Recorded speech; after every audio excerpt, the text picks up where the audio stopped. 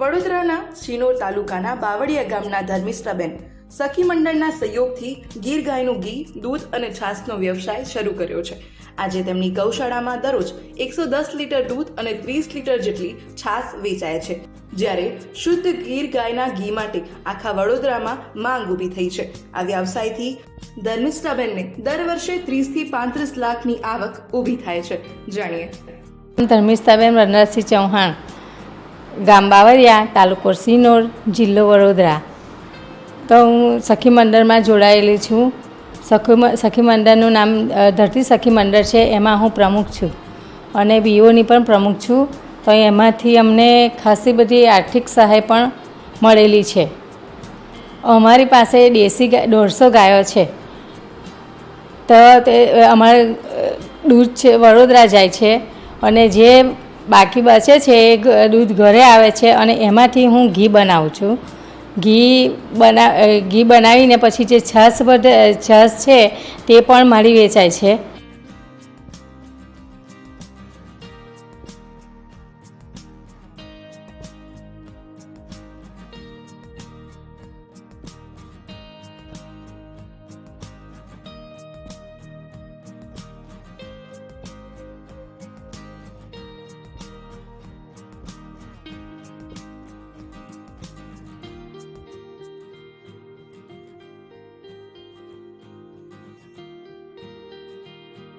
અને તેનું પણ પ્રોડક્ટ સારું ચાલે છે.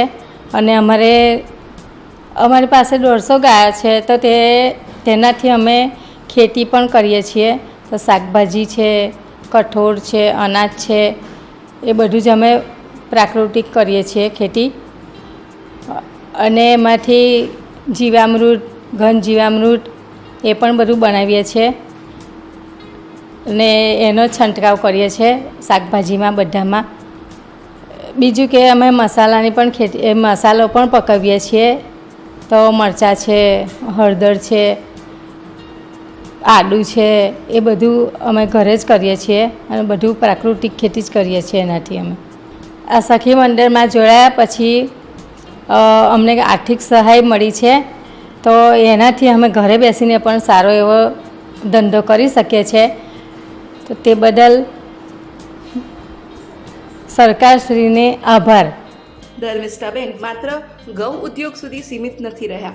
તેઓ અને તેમનો પરિવાર પ્રાકૃતિક ખેતી કરે છે, જ્યાં દવા કે ખાતરનો ઉપયોગ કર્યા વગર અલગ અલગ વસ્તુઓનું વાવેતર કરીને તેનાથી પણ આવક તેઓ દર વર્ષે મેળવી રહ્યા છે.